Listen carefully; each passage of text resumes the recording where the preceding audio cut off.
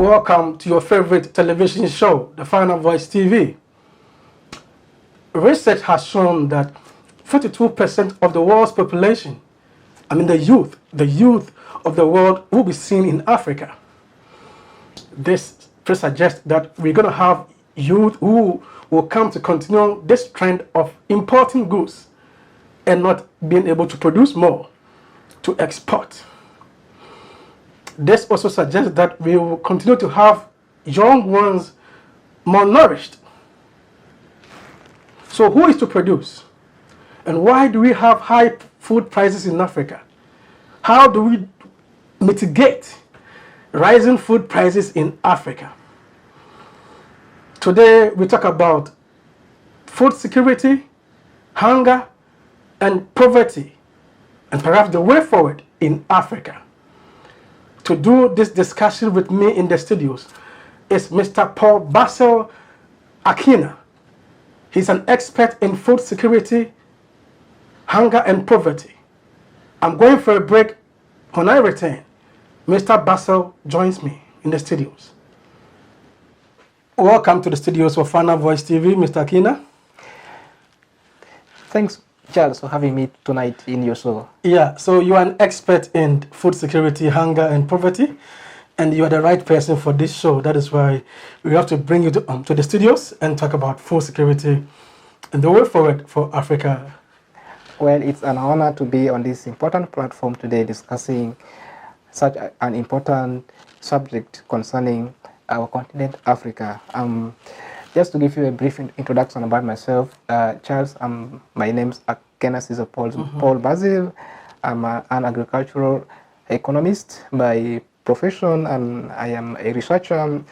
My areas of research include agriculture, food security, poverty, rural development, agriculture, and food policy. And I have experience as a researcher. I worked for almost 4 years as a research officer in Africa, and I have diverse knowledge and experience in this field. Yeah, so you have expertise when it comes to hunger, poverty, and food security in Africa. Yes, exactly. All right, viewers, I'm going for a break. When I return, Mr. Akena tells us more about the way forward for Africa, about how we can deal with high food prices, or how we can mitigate high food prices in Africa. How do we prevent malnourishment among children? How do we deal with hunger in Africa? I'll be right back. Welcome to the studios, Mr. Basel. Yeah, thank you, Charles. Yeah, you are the right person to hit the nail in its head. It's about Africa, where we are from, and it's about food security. It's about hunger and malnourishment. It's about hunger and the way forward. What is it there to learn today about food security, hunger, malnourishment, and anything that we have to learn today? Yeah, Charles, you'll be surprised that the drivers of hunger and food insecurity are actually diverse. And before we go into the details, I want to give you a brief account of what food insecurity is all about. Food insecurity and hunger, you cannot divide the two. So, and hunger stems from undernourishment. If you have a persistent situation where you are not eating enough food to maintain the normal body requirements of an active life, you are considered hungry.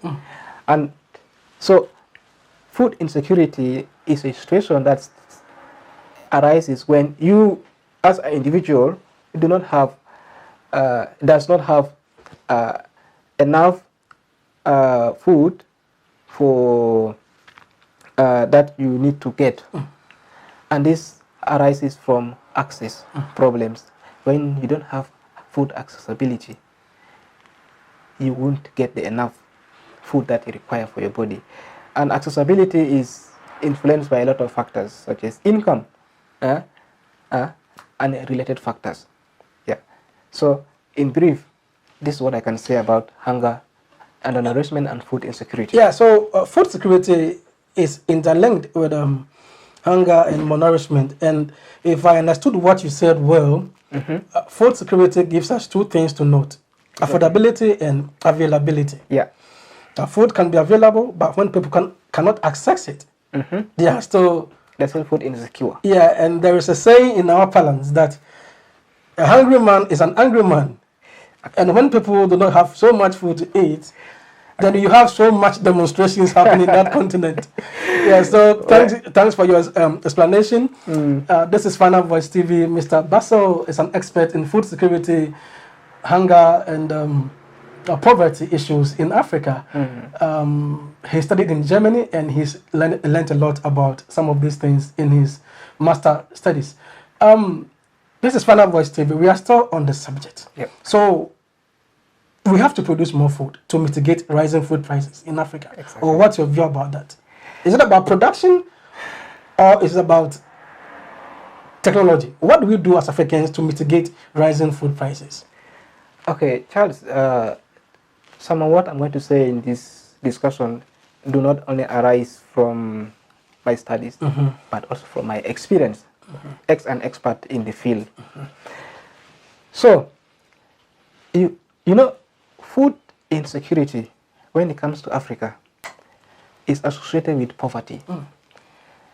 Charles, it's so amazing, and again, at the same time, surprising to note that the United Nations has categorized around 46 countries as least developed. And the unfortunate bit is that 33 of these countries are located in Africa. You know that? Now, look at this map. This map doesn't paint a good picture about Africa. Only 9 of these LDCs are found in Asia, and 1 in the Caribbean, and 3 in the Pacific. So what does this tell? And at the same time, but before I set light on this subject, I want, Charles, permit me to look at the profile of some selected 3 LDC countries. Yeah, before we come to the profile of these LDC countries, we'd like to take a break. And when I return, Mr. Paul tells us more about some of these profiles. Good. Well done, Charles. Dear viewer, kindly like this video, subscribe, hit the notification bell to receive more videos. So, we're back. You were on the LDCs. The LDC stands for what, and what can we learn from that? Okay, the LDCs are lowly developed countries. This is a classification by the United Nations, and they are based on income, environment and vulnerability index, and then lastly on the human assets index. So these countries are vulnerable. They have some high poverty rates. Yeah, the poverty is expressed as a result of some economic indicators. So, for example, when you look at Burundi, I'm selecting Burundi actually for as an example. If you look at the percent of debt expressed as, if you look at the debt expressed as a percent of the GDP, actually more than 60% of Burundi is in Burundi. I mean, has over 60% of its debt expressed as the GDP. That means that more than half of Burundi's economy actually is in debt. You know, so Burundi is highly indebted country. Highly indebted country. And you can sense hunger or poverty in this country. And poverty expressed as the PPP, as the purchasing power parity. Yeah, purchasing power parity is actually more than 80%. You cannot believe this. You know. No, and this is at the international poverty rate, which is at US dollar, I think 2.15. I think that is the revised. That is not so far from Ghana's situation. Yeah, Ghana's debt to GDP. And when you bring it to the middle income and the high income category, you find that at least I think more than 90% of the population is poor. And this doesn't speak only about Burundi. talk about Zambia and Tanzania, the situation is not different. So this is one major indicator of Poverty. assessing poverty in countries, because Ghana's debt to GDP Yeah, ratio is also high. These figures are actually available in the macro poverty outlook.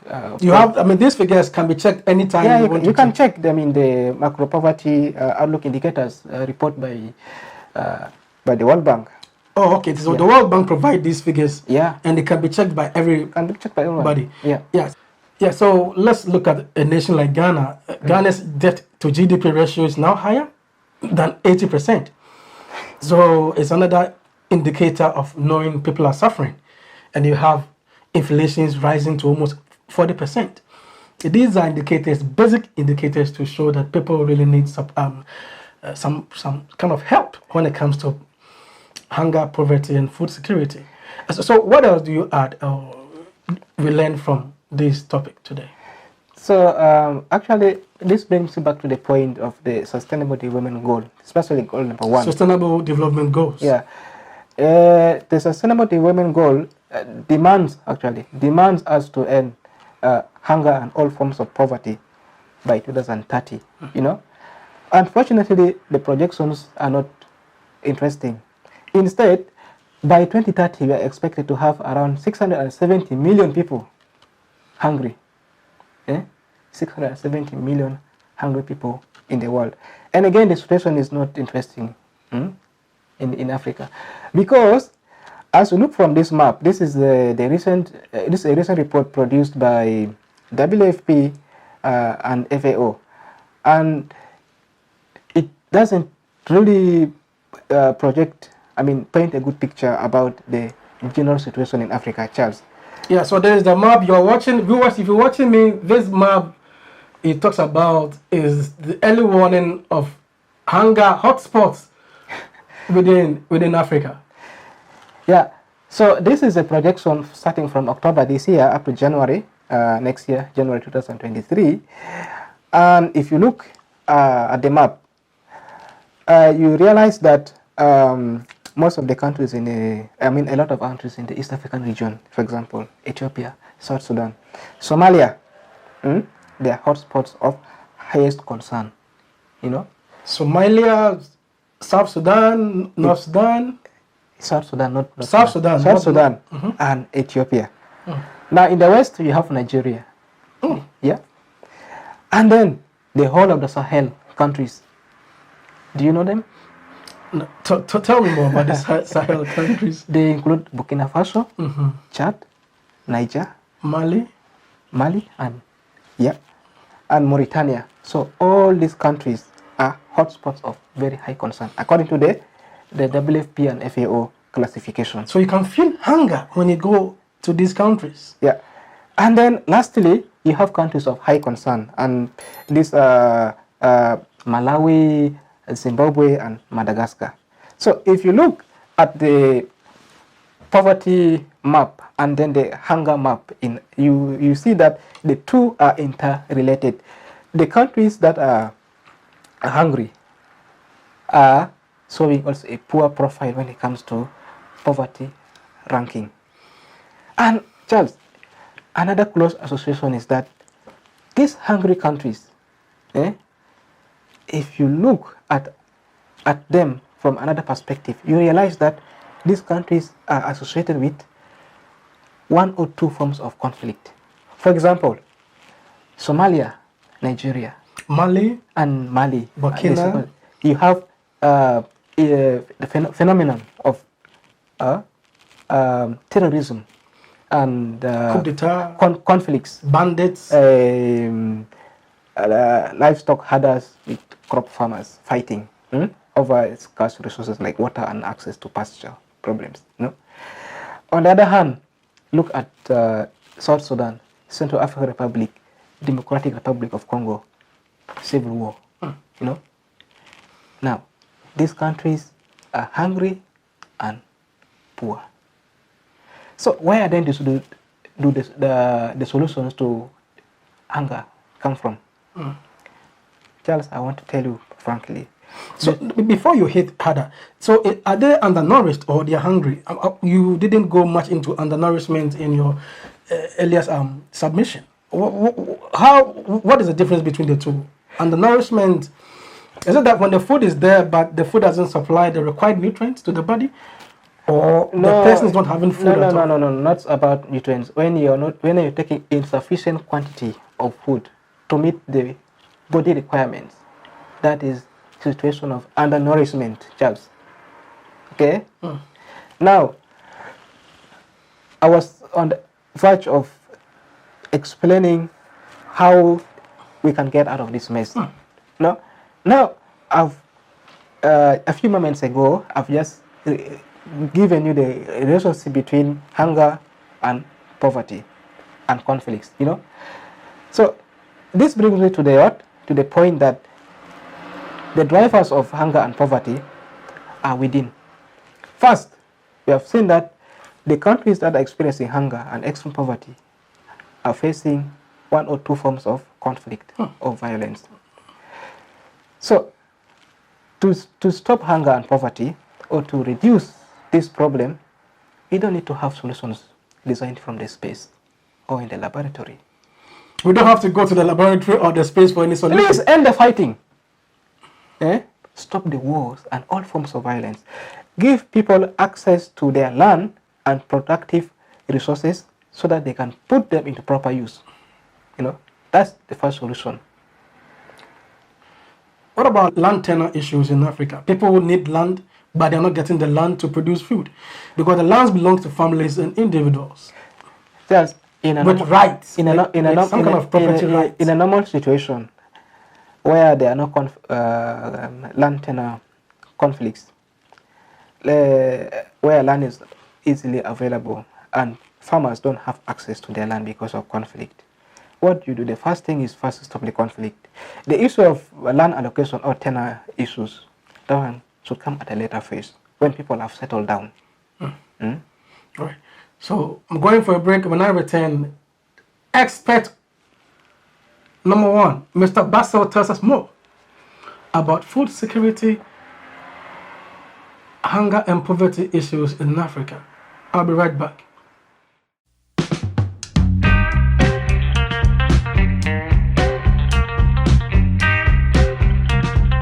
Yeah, so you mentioned conflict issues, and you think when we're able to end conflicts within these countries, like in Somalia, in Nigeria, in Mali, one way or the other, we can also have food security because people will have land and the time to produce food, to feed many others in these countries.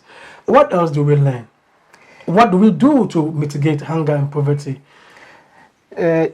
Charles, if you look at the situation of farmers in Africa, most of them are smallholder farmers.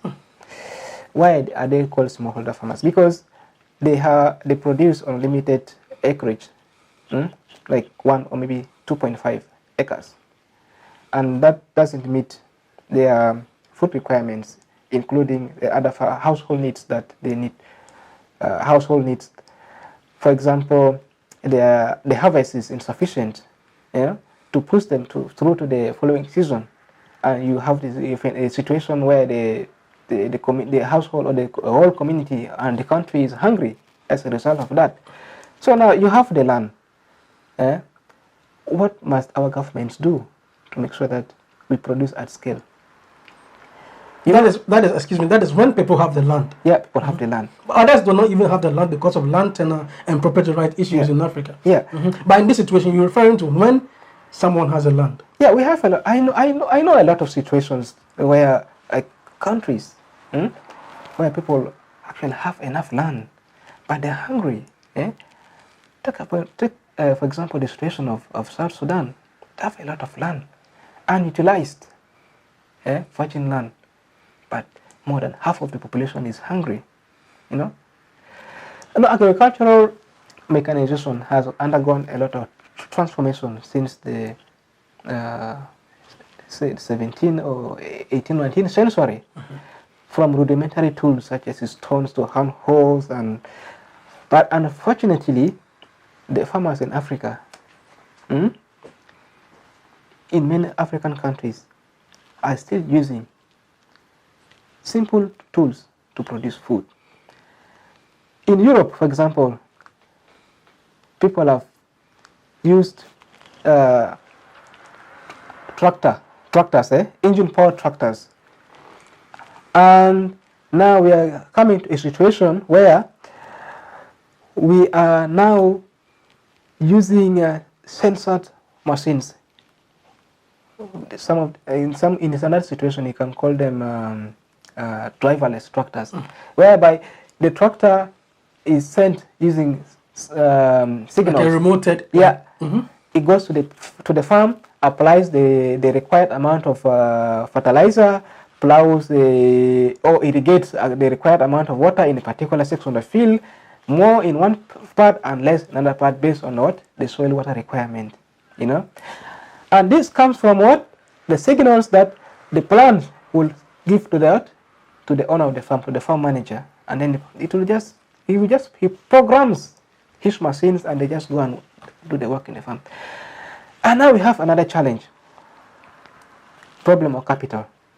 So how, before the capital problem, you want viewers to note that aside conflict, we should also try to commercialize or mechanize farm operations. When I talk about mechanization, it doesn't mean you should import one tractor or the president decides to import several tractors in the country. You need to invest in the whole value chain. If you import a tractor, you don't only bring moldboard plow, because when you plow thousands or hundreds of hectares of land, there will be a problem of planting. There will be a problem of weeding and harvesting.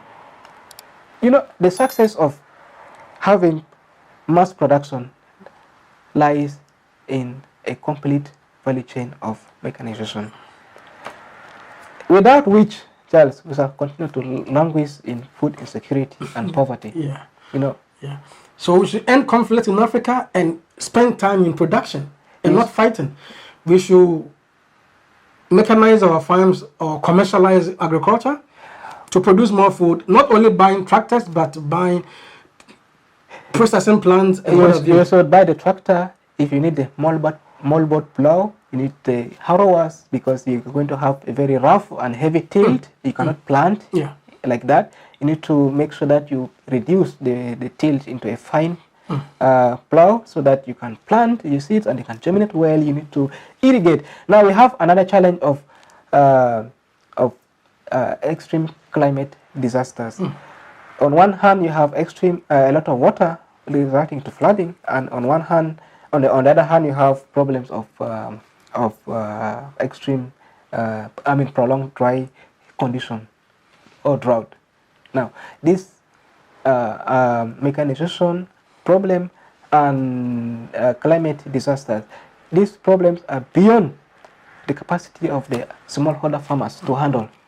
What then must happen? I call upon the governments, all concerned governments in Africa, to invest in agriculture.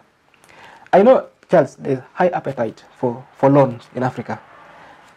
And the donors or the money lenders are happy to give, you know.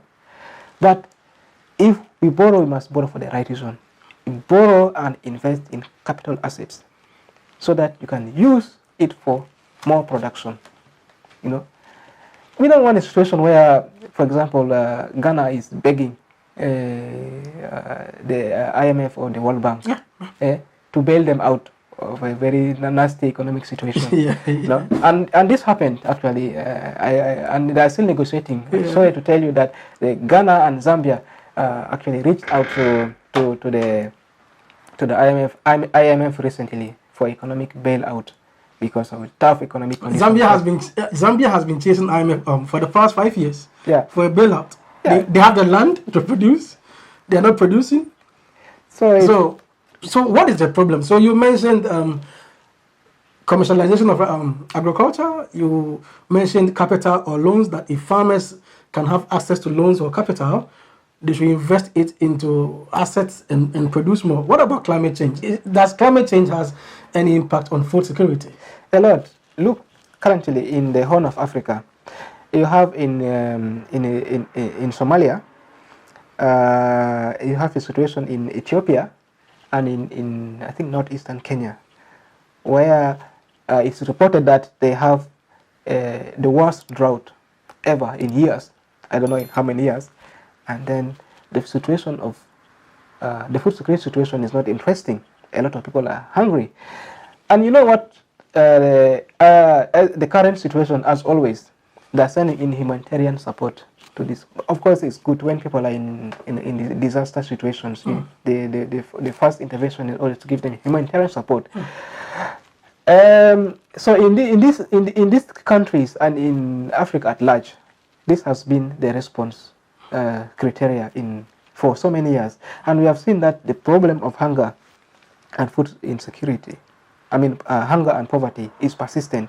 So we cannot depend on food aid or humanitarian assistance forever, and we can also depend on loans to always bail out. We need to open our eyes and invest wisely.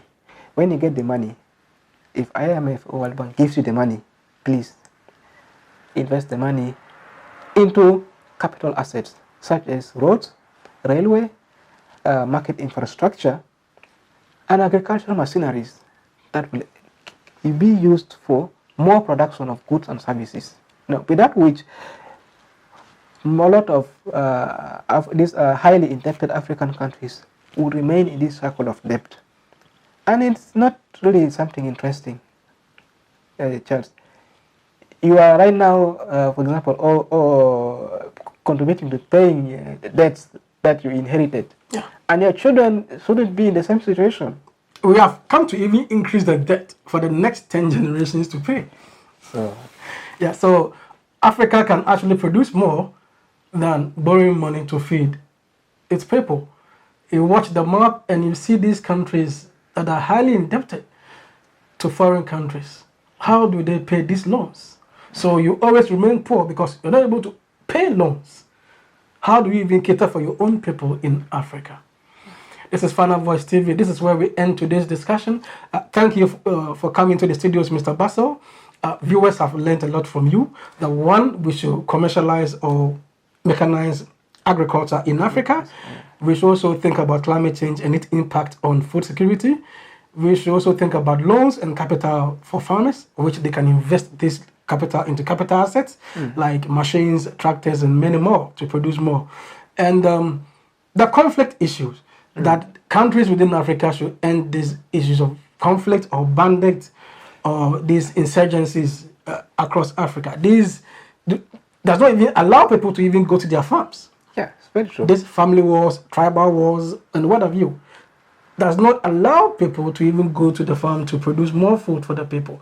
So they are interlinked one way or the other. And thanks for bringing these issues out. And I think viewers really appreciate your contribution to this topic of hunger, food security, poverty, and the way forward in Africa. Thanks for coming on the show. My pleasure. You're welcome. Charles. You're welcome. Thank you very much.